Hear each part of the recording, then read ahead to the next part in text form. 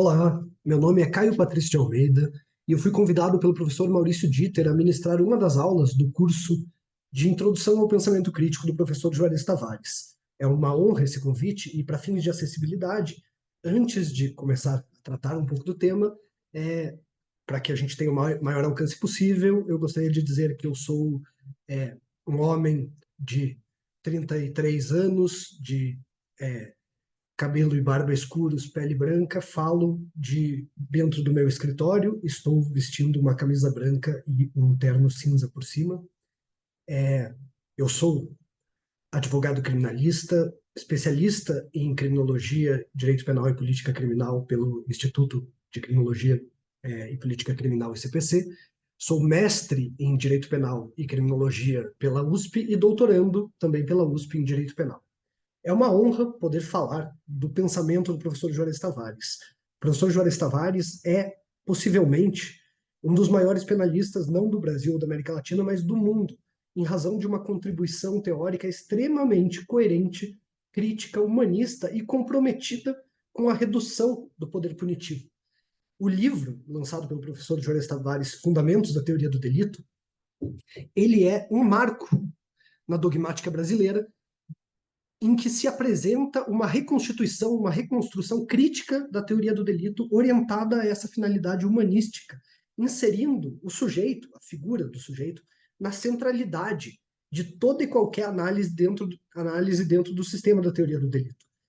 E eu acho que o ponto do qual eu fiquei encarregado, que é uma questão bastante desafiadora, e é o tema da nossa aula de hoje, é a questão da tipicidade subjetiva, em específico, o, a, o subcapítulo tipicidade subjetiva, dolo e erro de tipo. E com relação a esse capítulo, para a gente poder falar especificamente sobre o tema da tipicidade subjetiva, eu preciso antes resgatar algumas questões que já devem ter sido apresentadas nesse curso sobre o sentido da teoria do delito conforme a proposta do professor Juarez Tavares.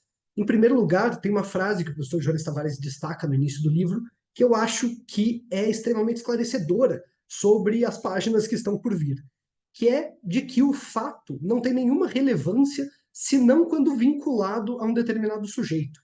Essa frase, ela denota a importância da teoria crítica do professor Juarez Tavares, que tem essa perspectiva antropocêntrica humanista de incluir o sujeito dentro do sistema da teoria do delito, como uma forma de assegurar a proteção dele diante do poder punitivo. De forma que, quando o professor Jorge Tavares pensa no conceito analítico de delito, pensa no conceito de ação, nos processos de imputação da tipicidade, da antijuridicidade, na averiguação da culpabilidade, ele está pensando sempre dentro de um contexto concreto, certo? Não apenas uma teoria que é coerente em si mesma, dentro do seu próprio sistema, mas uma teoria que conversa com uma realidade material e leva essa realidade material não apenas em consideração, mas toma ela como seu pressuposto, que não nega essa realidade, que pondera ela. Por isso que sempre que o professor Jones Tavares vai analisar qualquer uma das digamos, quatro grandes elementares da arquitetônica do delito, do conceito analítico de delito, né? A ação, a tipicidade, a antijuridicidade, a culpabilidade, ele sempre vai remeter isso ao sujeito, ao que ele chama de sujeito deliberativo, esse sujeito concreto que, para que esteja com a sua conduta sendo analisada dentro do direito penal, é alguém que tem capacidade de compreensão e de dirigibilidade da sua conduta dentro de um determinado contexto normativo. Isso significa que não apenas na questão da ação, mas em todos os elementos da teoria do delito, o domínio da conduta, a dirigibilidade da conduta pelo agente, a dirigibilidade concreta, não teórica, suposta ou abstrata, ela é sempre um pressuposto de análise e um referencial para averiguação de todos os elementos que compõem o conceito analítico de delito. E isso implica em algumas modificações, em geral, né? O professor Jones Tavares propõe a antecipação da análise de certas questões, como imputabilidade, para que você não precise proceder a toda análise da teoria do delito, do sistema de imputação, para só depois se questionar sobre o agente tem que estar, o agente concreto, a pessoa concreta e o contexto concreto da ação tem que ser o ponto de partida para a análise da teoria do delito. Então, embora tenha essas modificações, a estrutura dessa teoria, a estrutura do conceito analítico de crime que o professor Juarez Tavares adota é, no seu esqueleto, muito semelhante daquela derivada do finalismo, certo? Do Weltzel, que, a partir da ideia de uma ação final e a partir do resgate da dimensão ôntica dos dados da realidade material como centrais para se pensar uma teoria do delito, passa a trabalhar esse sistema a partir da ação final, né? Da ação como um fazer dirigido a um fim. E essa transformação no sistema vai impactar na própria compreensão do conceito analítico de delito, que vai implicar na transposição do dolo, que antes estava, dolo e a culpa era uma análise jogada lá para a culpabilidade, na dimensão subjetiva do delito, e isso vai passar a integrar a própria tipicidade, dado que numa ação típica, a finalidade dessa ação é o resultado típico. Logo, a finalidade da ação e, portanto, a tipicidade, né, estão vinculados. O resultado da ação, a finalidade e a tipicidade, de forma que a tipicidade passa a ser não apenas um elemento objetivo, mas um elemento que contém uma dimensão subjetiva, que é sobre isso que nós vamos falar hoje. A dimensão subjetiva da tipicidade, que, fundamentalmente, se divide em duas grandes categorias centrais, o dolo e a culpa. O professor Juarez Tavares, ele vai dedicar esse capítulo ao dolo, mas vai tratar, porque são questões indissociáveis, também da questão da culpa consciente e das suas críticas, né, as diferentes formulações e perspectivas sobre também uma punição a título de culpa inconsciente. Bom, feitas essas primeiras considerações sobre o sentido da teoria do delito do professor Juarez Tavares, o sentido crítico dela, e como isso impacta, o conceito de dolo proposto pelo professor Juarez Tavares é um conceito que parte do conceito finalista, certo? Dentro do finalismo, dolo era a consciência e a vontade de realização dos elementos do tipo objetivo. Ou seja, é composto de dois elementos centrais, um elemento cognitivo, o agente tem que saber da existência dos elementos do tipo objetivo, e um elemento volitivo, o agente tem que querer realizar os elementos do tipo subjetivo, do tipo objetivo. Mas, como o próprio professor Juarez Tavares aponta, isso seria uma definição correta, porém incompleta ou insuficiente. Isso porque é necessário, para você analisar a tipicidade, você precisa sempre de fazer um processo de imputação da tipicidade subjetiva, distinguir se há uma ação dolosa ou uma ação culposa. Você precisa levar sempre a consideração da totalidade do fato e do agente, certo? Do contexto global no qual aquilo se insere. Por isso, e nesse contexto, dentro da tipicidade, não existe tão somente uma dimensão formal, mas também uma dimensão material de, né, proteção, ou no caso, lesão, ou perigo de lesão, a um bem jurídico. Isso significa que, para o professor Juarez Tavares, é necessário você aproximar a relação entre o desvalor da ação e o desvalor de resultado e a lesão ou perigo de lesão ao bem jurídico da norma, de forma que o conceito de dolo que o professor Juarez Tavares apresenta é a consciência e vontade de realizar os elementos objetivos do tipo, tendo como objetivo final a lesão ou perigo de lesão do bem jurídico.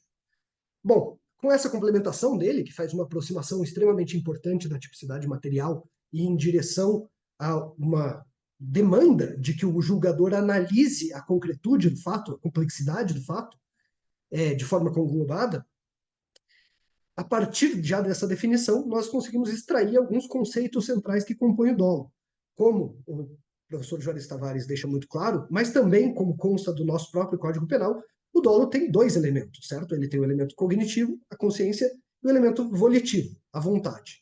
E o professor Juarez Tavares vai dedicar bastante desse capítulo a tratar dessa questão, da questão dos atuais debates que existem, principalmente na dogmática alemã, sobre a perspectiva de reconstrução do dolo a partir de um conceito normativo que vai reduzir a vontade. Mas, para o professor Juarez Tavares, por razões que ele vai expor ao longo desse capítulo e que eu vou repassar aqui, não tem como você fazer essa dissociação. O dolo necessariamente vai ter sempre um elemento cognitivo e um elemento volitivo, sob pena de você acabar convertendo ele em uma figura muito mais próxima de uma espécie mais grave de culpa do que de dolo propriamente dito. E o dolo é a construção típica central no nosso sistema, na teoria do delito. Nós partimos do pressuposto de que crimes são dolosos, tanto é que o Código Penal precisa identificar como culposos aqueles crimes que aceitam uma responsabilização penal a título de imprudência. Bom, é importante ter em mente, para compreender essa questão toda, que o dolo ele tem que ser sempre atual, ou seja, ele é verificado no momento da ação do agente, não existe dolo nem anterior e nem posterior, e ele também é direto. E a vontade, certo? Ele não é um dolo atualizável ou um dolo perdão, o conhecimento não é atualizável ou indireto ou pressuposto.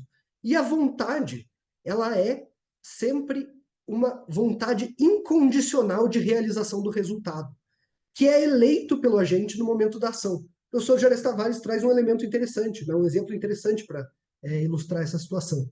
Se um agente em um bar puxa uma arma, mas não se decide se ele vai apontar a arma para assustar as pessoas ou vai empregar a arma, atirar, disparar com a arma, por exemplo, nós não estaríamos diante de uma figura como dolo alternativo, em que você poderia ter um ou outro. Todas essas construções, e isso está na base do pensamento do professor Juarez Tavares, que são construções de presunções hipotéticas, elas acabam distanciando a teoria do delito da concretude do fato, da materialidade daquele evento real no seu contexto. De forma que pressupor que você teria ou um dolo ou outro, na realidade, é reconhecer que você não tem nenhum. Essa situação não é uma situação de dolo alternativo. É uma situação de ausência de dolo, porque o dolo ainda não está formado. Ele será formado no momento da ação, no momento que o agente atira ou no momento que o agente ameaça as pessoas, mas não antes disso. Então, certo? Uma questão também que se desdobra dessa definição de dolo e de todas as considerações que foram feitas até aqui é que não se pode utilizar para averiguar o dolo qualquer figura hipotética, qualquer construção que ignore o agente, aquela pessoa concreta que realizou aquele fato típico, ou né, um fato atípico. De forma que não cabe, dentro da imputação da tipicidade subjetiva, considerações sobre homem médio, probabilidade de conhecimento, probabilidade de vontade, tudo isso seria contrário ao próprio sentido da teoria do delito e seria contrário também à pretensão científica. Nós não podemos esquecer, e o professor Juarez Tavares traz isso com muita clareza ao longo de todo o livro, nós não podemos esquecer que o conceito analítico de delito é também um conceito descritivo. Então ele pega um fato incriminado, e decompõe ele nos seus elementos essenciais, alguns elementos de difícil separação, no caso da tipicidade e antijuridicidade, mas ele tem uma pretensão de não ser apenas um sistema de imputação, um instrumento para imputar uma responsabilidade a alguém, mas uma verificação de um fato que constitui um delito. De forma que, quando você começa a ignorar a realidade dos fatos, a realidade do fato que está sob análise, e trabalhar com juízos hipotéticos de valor em cima dele, você está se afastando, a partir dos conceitos que são desenvolvidos, da realidade material daquilo e da pretensão descritiva, que também integra a teoria do delito. Bom, e uma questão que já adianto, é um ponto central da argumentação do professor Juarez Tavares, do pensamento do professor Juarez Tavares, é de que, para que nós estejamos falando em tipicidade, nós temos como pressuposto a dirigibilidade da ação. O agente tem capacidade de conduzir a sua ação, certo? Se ele não tiver, ele não estaria nem submetido a uma análise jurídico-penal. E para ele ter, de forma que a dirigibilidade da ação, ela não é somente um pressuposto ou uma condição, mas ela é um elemento da própria ação, cuja tipicidade está sendo analisada. Isso significa que, para que exista dirigibilidade na ação, deve haver vontade, porque o próprio conceito de vontade é a dirigibilidade da ação, certo? A dirigibilidade da conduta não está na consciência do agente sobre o fato, ela está na vontade do agente. A vontade é o que faz com que ele realize a ação orientada a uma determinada finalidade. Bom, tendo esse ponto em mente, uma observação também muito interessante, que o professor Juarez Tavares traz, é a impossibilidade de conjugar com o conceito de dolo a ideia de cegueira deliberada. A cegueira deliberada, ela acaba tendo uma localização um pouco controversa dentro da teoria do delito, há quem coloque diante do conhecimento do injusto, na culpabilidade, mas ela é uma figura, um instituto jurídico extraído do direito estadunidense, extraído de um sistema de common law que trabalha com um sistema de imputação muito diferente do nosso. E um sistema que trabalha, né, a partir de construções jurisprudenciais, do costume. E a figura da cegueira deliberada, né, essa instituição, o willful blindness, ela surge a partir de um julgamento de 1899, da caso Spur contra Estados Unidos, no qual se decidiu que deveria existir uma presunção de um contexto malicioso ou contexto maldoso quando um funcionário que tinha um dever de conhecer uma determinada informação deixou de cumprir esse dever e averiguar essa informação. Era um funcionário de banco que deixou de conferir se os valores que o cliente possuía, se o cliente de fato possuía valores na conta. Bom, esse caso, ele ilustra muito bem essa situação de cegueira deliberada, que nós estamos diante de uma hipótese na qual uma pessoa deveria ter um conhecimento no momento em que agiu, mas não possuía esse conhecimento. E se não existe conhecimento atual, e dolo necessariamente é conhecimento atual, não é posterior e nem potencial, se não havia conhecimento atual, não pode existir dolo, de forma que não tem como conjugar a ideia de cegueira deliberada com o conceito de ação dolosa. Trabalhar como fazem muitas teorias, com critérios como probabilidade de conhecimento é bastante problemático por múltiplas razões, mas também porque é um salto gigantesco, um afastamento muito grande da averiguação concreta do caso.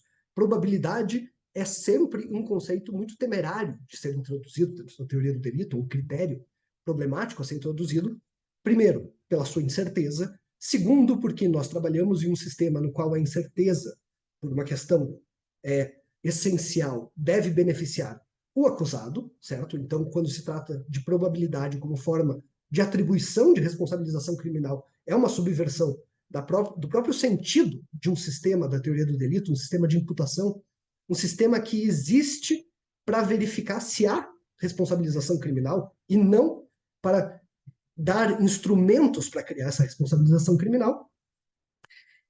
Quando você começa a trabalhar com esses critérios de probabilidade, você introduz toda uma margem problemática. E, dito isso, nós podemos avançar um pouco para uma segunda questão que é central no trabalho do professor Juarez Tavares, que é o debate sobre o conceito de dolo normativo, ou seja, o debate sobre a questão da vontade. O que acontece, e isso é bastante uma questão bastante trabalhada atualmente, é que diante de dificuldades em se investigar dentro de casos concretos, dentro de processos criminais concretos, qual era a vontade do agente, começou-se a propor uma forma de resolver essa questão, que tem uma orientação bastante pragmática, que rejeita, por vezes em absoluto, ou por vezes só aponta as dificuldades, a possibilidade de, dentro de um processo criminal, você averiguar de fato o que a gente queria, qual era a intenção verdadeira, a vontade do agente, para se dizer se houve ou não dolo. Esse conceito de dolo normativo, que suprime o elemento da vontade e trabalha muito mais e trabalha centralizado no elemento do conhecimento, ele importa critérios da imputação objetiva, ou seja, critérios da teoria da elevação do risco, como uma forma de você dar parâmetros ao julgador para que ele consiga averiguar se em determinado caso havia ou não uma conduta dolosa. E isso, a pretensão que justifica isso, é de que isso seria preferível a impor ao julgador uma tarefa impossível ou inviável de tentar ingressar, né, no psicológico do agente para verificar no momento da ação como ele teria agido. Esse dolo que, no prefácio escrito pelo professor Zaffaroni ao livro do professor Juarez Tavares, ele trata, sem meias palavras, de dolo que não é dolo, certo? Um dolo que não é dolo, uma presunção de dolo, ou como diz o próprio professor Juarez Tavares, um perigo de dolo. Ele parte da ideia de que o julgador teria que verificar se, no caso concreto, o agente possuiria conhecimento, ou seja, estaria presente o elemento cognitivo sobre o risco da sua ação e, ainda assim, teria atuado, estaria configurado o dolo. Ou seja, haveria uma probabilidade de que a intenção estivesse presente, dado que ele tinha conhecimento sobre os riscos. Isso acaba, né, os critérios que são utilizados, eles assumem muitas proposições diferentes, como inferência racional, mas eles acabam todos tendo algum parâmetro probabilístico dentro deles, né? Averiguar a partir o julgador averiguar a partir de dados de probabilidade, de presunções, se o agente, tendo conhecimento dos riscos, agiu, estaria presente ou não o dolo. Essa proposição em si já traz um problema, porque ela não apenas está centrada num juízo hipotético de valor, como ela está centrada em juízos sobrepostos. O julgador tem um juízo sobre o juízo que o agente deveria ter tido no momento da ação. Então, isso na realidade, com a pretensão de reduzir o âmbito do erro judicial mesmo, dos equívocos na atribuição de dolo em situações de culpa e assim por diante, ou vice-versa, né? Acaba, na realidade, ampliando muito a margem para resultados equivocados a partir de um conceito teórico que, embora busque criar critérios, não acaba ignorando a centralidade do elemento volitivo. E aqui volta a extremamente pertinente crítica do professor Juarez Tavares, de que não tem como você averiguar a dirigibilidade da conduta sem a vontade. A vontade é o que determina isso. E não é só excluir a vontade do dolo, da averiguação do dolo, vai implicar em uma série de problemas sistêmicos. Você tem diversos crimes, por exemplo, que contêm os elementos subjetivos especiais e que são configurados, a subsunção típica se dá em razão da especial intenção do agente. A especial intenção do agente é uma forma de vontade, certo? A gente pode dar aqui como exemplo os crimes sexuais. Não tem como você averiguar ou fazer a distinção da subsunção típica se você ignora a vontade. A vontade está expressa no tipo como sendo um dos seus elementos, certo? Não tem como você ignorar isso e também não tem como você supor a existência de dirigibilidade da ação quando o sistema todo, certo? Você não pode simplesmente criar critérios teóricos que dizem nessa situação é possível imaginar que existia essa dirigibilidade, quando o sistema precisa afirmar essa dirigibilidade para você proceder a uma análise de tipicidade, de forma que o elemento volitivo é central. E é muito difícil trabalhar sem ele, sem incorrer em, basicamente, uma redução da teoria do delito a um instrumento de punição, e um instrumento de punição que acaba reduzindo drasticamente as hipóteses do réu. Como aponta o professor Juarez Tavares, isso traz consequências concretas. Isso torna inviável alegar a ausência de dirigibilidade da vontade ou a ausência de vontade, porque converte isso, primeiro, em uma suposição. Uma suposição que deve ser confrontada pelo réu. E confrontada pelo réu pela produção de uma prova impossível, de uma prova diabólica, negativa. Ele tem que demonstrar que ele não tinha vontade, ou que ele não tinha dirigibilidade da vontade nessa situação, o que é uma inversão completa do sentido da teoria do delito. Bom, essa situação, né, que resulta na redução do dolo, perigo de dolo, recebe diversas críticas pelo professor Juarez Tavares, mas todas elas acabam, em alguma medida, remontando a essa questão que é central, que é que a dirigibilidade da ação reside na vontade. E a vontade tem que ser analisada. Ela é essencial. A vontade, ela permite, como mencionei no caso dos crimes sexuais, nos crimes com elementos subjetivos especiais, permite identificar a subsunção do crime, mas ela permite também identificar o alcance da imputação, o alcance do dolo, dado que o dolo, né, o conhecimento, tem que abranger todos os elementos, mas a vontade também. A vontade também tem que abranger esses elementos típicos. E a vontade vai ser relevantíssima para nós identificarmos situações como a distinção entre tentativa e crime consumado. Se você ignora a vontade, você não tem como dizer, em um caso concreto, se um agente que atira contra o outro e acerta no ombro se estava diante de uma lesão corporal ou de uma tentativa de homicídio. Esse elemento é central. Os critérios que são desenvolvidos para você pressupor se estava ou não presente essa vontade, eles acabam contribuindo para um alargamento do dolo que vai, eventualmente, se impor sobre a culpa, vai acabar avocando dentro de si várias hipóteses de culpa.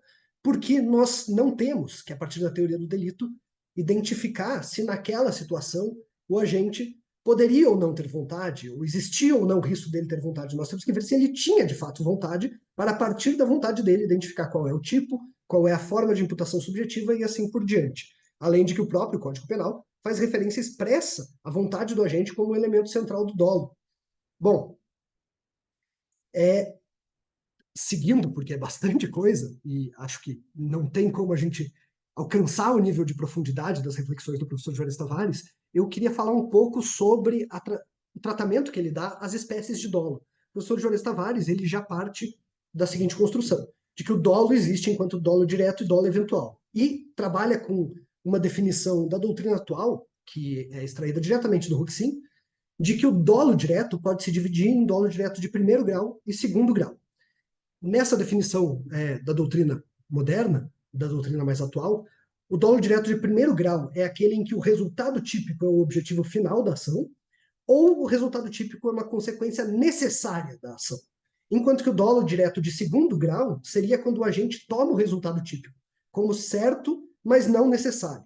Então, por exemplo, no caso do dolo direto de primeiro grau, você teria, quando alguém dispara uma arma contra alguém com a intenção de matá-lo, isso seria, né, um resultado de disparar a arma com um objetivo final típico.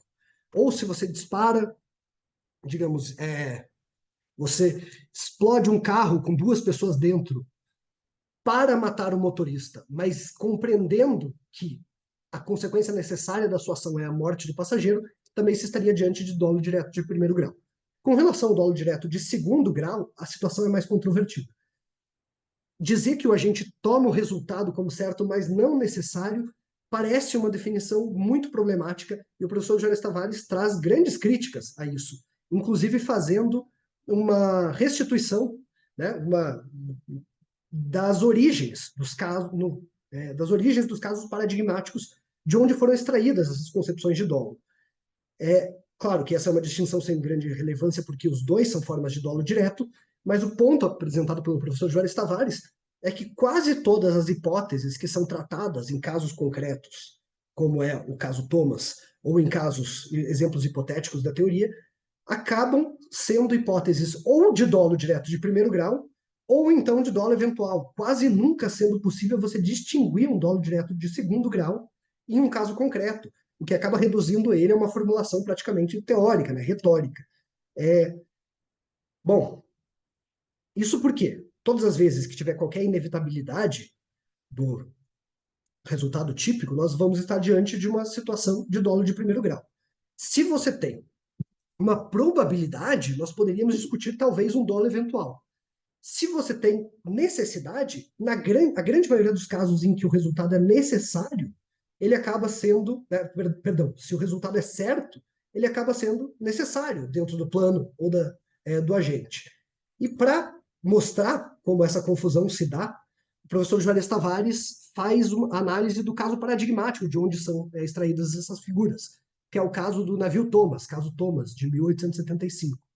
Nesse caso, e há uma crítica que o professor Juarez Tavares traz ao longo do livro em vários momentos, e não com referência a esse caso em específico, mas a outras situações, que é um empobrecimento da doutrina, da dogmática jurídico-penal, que passa a tentar desenvolver a teoria a partir da jurisprudência, ou seja, a partir dos julgamentos, das soluções concretas, e não o inverso, o que é um abandono de qualquer função crítica ou negativa e da pretensão de que a teoria, especificamente a teoria do delito, um sistema de imputação, exista para contenção do poder punitivo, para orientação das hipóteses de fatos puníveis.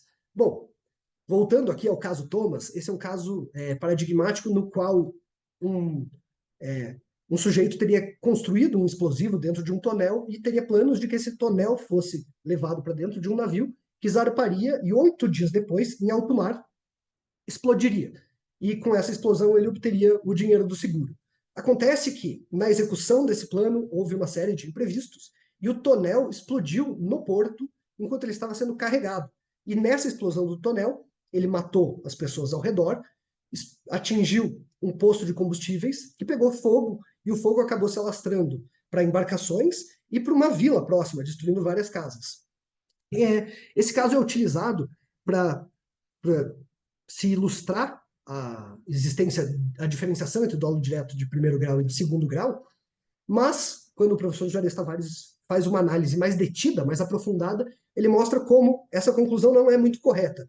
Normalmente, né, o que a doutrina em geral apresenta é que haveria dolo direto de primeiro grau com relação à explosão e com relação à possibilidade de mortes de passageiros ou é, de afogamento dos passageiros por conta do afundamento do navio, então a explosão, o afundamento do navio e tudo que for atingido pela bomba seria dolo direto de primeiro grau, e com relação a esses outros resultados, seriam hipóteses de dolo direto de segundo grau. Mas o professor Juarez Tavares, ele desce mais aprofundado no caso, ele mostra o seguinte, que dentro do plano do agente, a destruição do tonel, o dano do navio e o afundamento eram todas as etapas necessárias. E os eventos certos desse plano era que haveria morte de pessoas próximas e possivelmente, né, afogamentos de tripulantes e assim por diante. Como teve uma explosão antecipada no porto, ainda assim aconteceu parte do plano do agente, como ele desenvolveu, mas com um erro de tempo. Então, o que houve foi uma alteração no tempo e não na intenção. No momento da ação, quando ele realizou aquilo, ele estava com a projeção de que o tonel explodiria e atingiria as pessoas ao redor e destruiria essa estrutura e etc. Bom, havendo a inevitabilidade do resultado da explosão, a explosão era pretendida e inevitável, todas essas consequências diretas seriam de dolo direto de primeiro grau, certo? Não tem diferença aqui entre um efeito necessário e inevitável.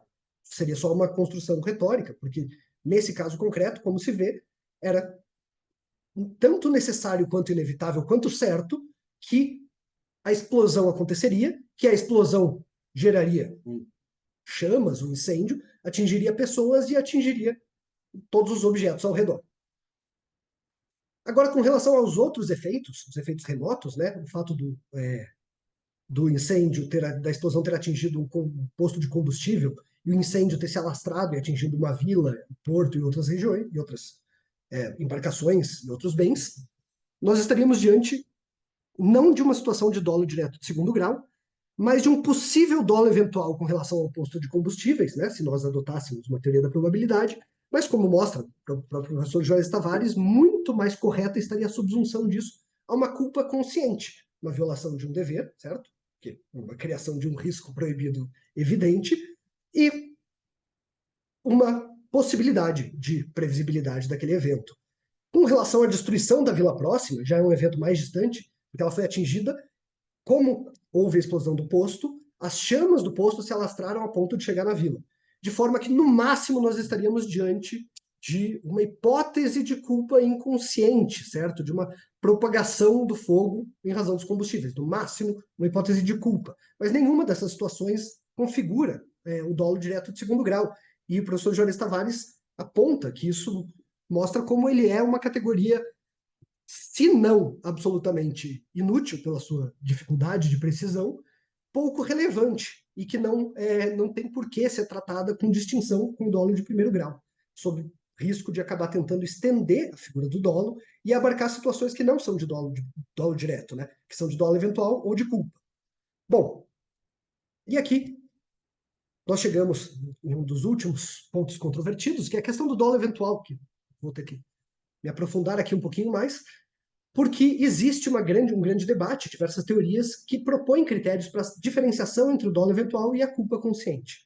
Com relação às espécies de culpa, que a doutrina tradicionalmente trabalha como culpa consciente e culpa inconsciente, o professor Juarez Tavares apresenta uma posição de que só seria possível e constitucional uma punição por culpa consciente. A culpa inconsciente configuraria uma hipótese de responsabilidade penal objetiva, porque ela trabalha fundamentalmente com um juízo de probabilidade em uma situação de que um resultado era previsível, mas não foi previsto, porque está ausente o elemento cognitivo.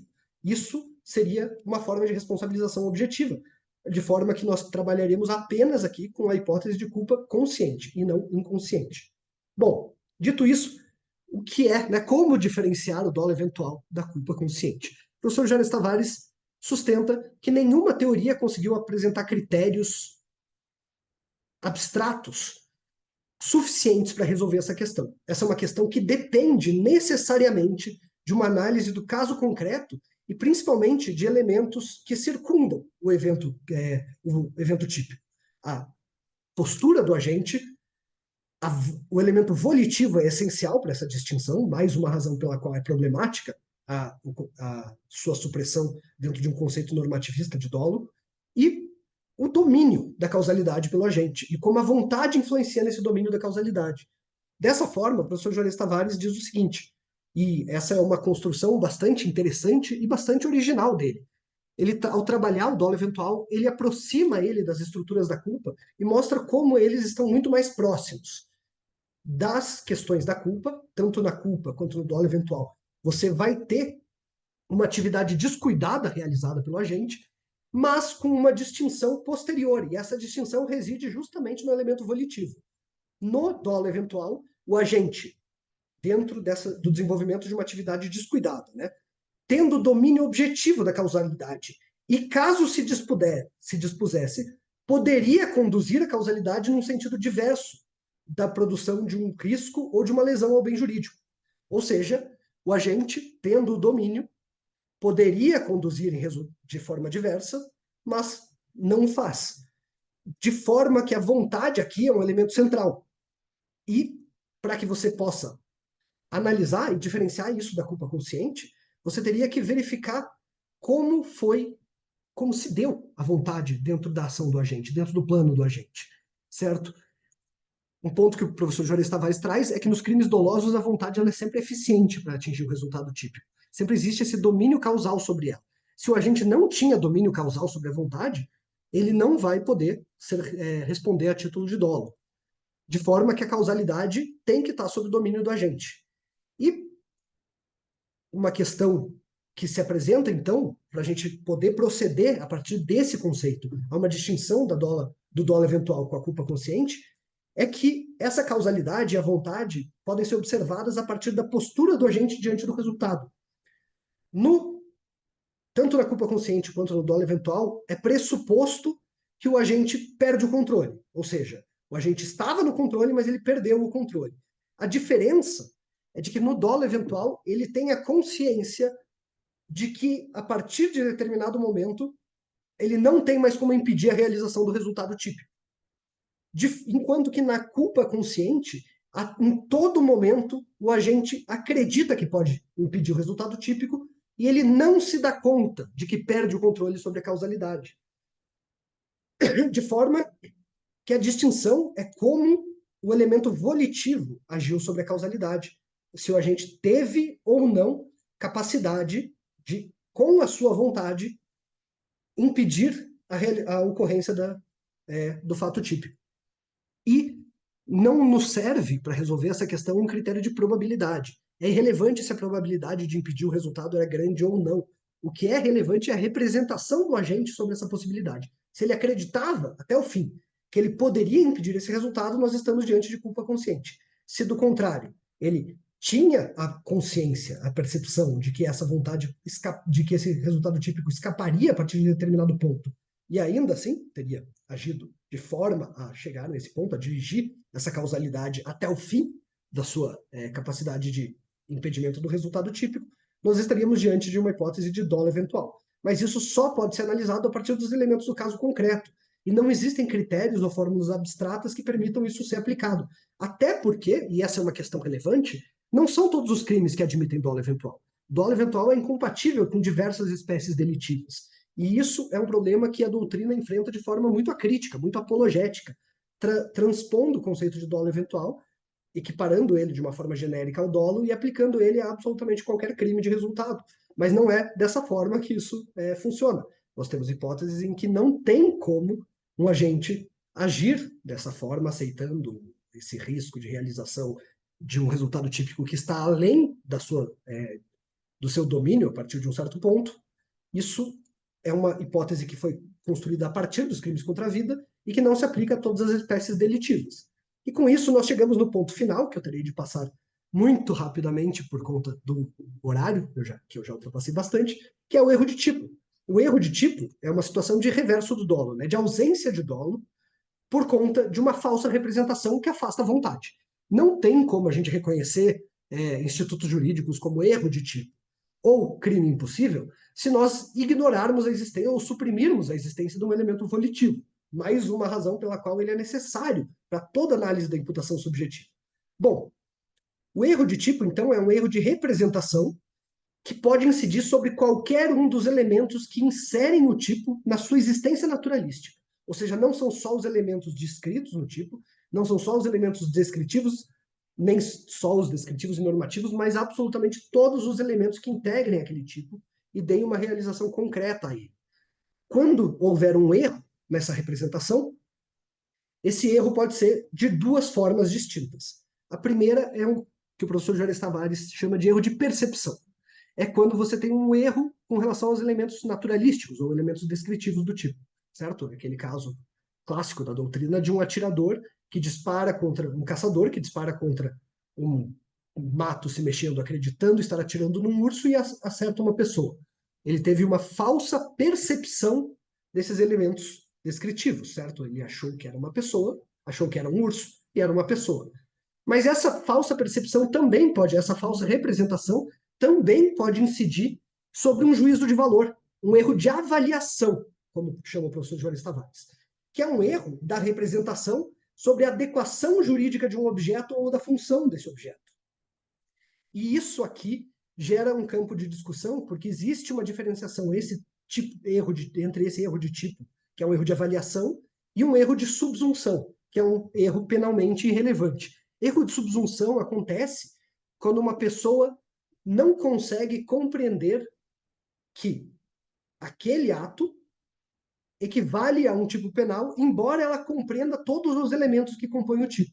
Por exemplo, se alguém vê uma comanda, esse é um exemplo, acredito, do professor Juarez Cirino, se alguém em um bar percebe que estão contando as cervejas que estão sendo tomadas e uma bolacha de chopp, marcando em algarismos romanos quantos foram pedidos, e essa pessoa, entendendo que aquilo representa o valor que ela vai ter que pagar ao final, decide destruir essa bolacha de chopp, achando que não está cometendo um crime, porque essa bolacha, afinal de contas, não é um documento, e que não pode ser nenhum crime de dano nem de falsidade, nós estaríamos diante de um erro de subsunção. Ela entendeu o valor jurídico daquilo, documental, mas acreditava que aquilo não se adequava a uma norma típica. Diferente é a situação do erro de tipo por um erro de avaliação, que é um erro sobre a adequação jurídica do objeto. O erro de avaliação poderia acontecer, por exemplo, se alguém encontra um papel, que é um recibo, e acha que é só um papel sem importância e destrói, sem compreender que aquilo é um documento com uma representação. Também você poderia estar diante de um erro de avaliação quando alguém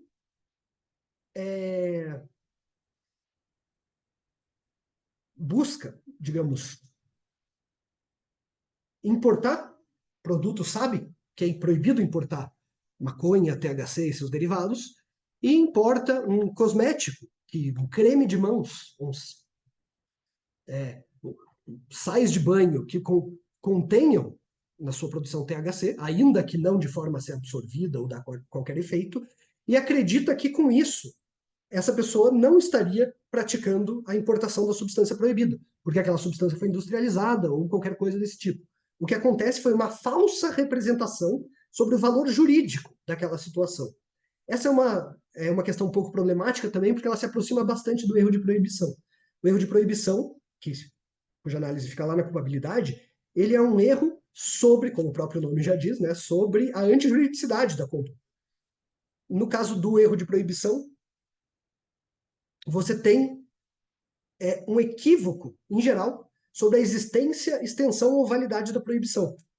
De forma que, para só dar um exemplo ilustrativo aqui para distinguir, enquanto houve um erro de tipo com relação a um elemento normativo, naquele caso de importação de um creme que possua THC, seria um erro de proibição alguém que tem uma permissão, digamos, para fazer importação de cosméticos, importa um creme, uma pomada medicinal, acreditando, e portanto sujeita a uma outra regulação e capaz de configurar o crime do 273A do Código Penal, acreditando que a sua autorização estatal para importação de cosméticos abrangia aquele medicamento, aquela pomada em específico, não entendendo que aquela pomada era, na realidade, um medicamento. Então, isso seria uma situação de erro de proibição que não tem, que difere do erro da representação pela valoração, certo? Que é um erro de tipo. Bom, muito embora o professor Juarez Tavares vá muito além nas suas análises, trate de várias outras questões, eu acredito que, como uma introdução ao pensamento dele, essas são questões essenciais que eu gostaria de ressaltar. E agradecer a oportunidade de divulgar um pouco, porque eu acho que nós temos que incorporar, levar adiante, divulgar essa doutrina crítica, como como ilustra perfeitamente o professor Juarez Tavares como nosso grande representante, essa doutrina crítica que é extremamente avançada, extremamente progressista, humanista, preocupada em transformar o nosso direito penal, dentro do que lhe é possível, em um direito penal mais democrático, mais digno de um Estado democrático de direito. Então eu agradeço imensamente a oportunidade de poder expor um pouco desse pensamento extremamente valioso do professor Juarez Tavares, e com isso encerro a minha exposição sobre a tipicidade subjetiva. Muito obrigado. Meu nome é Geraldo Prado, eu sou professor de Direito Processual Penal. Sou também um admirador de mais de 4 décadas do genial professor Juarez Tavares. Juarez Tavares não é apenas, na minha opinião, o grande teórico dogmático do direito penal latino-americano e um dos principais nomes do direito penal no mundo.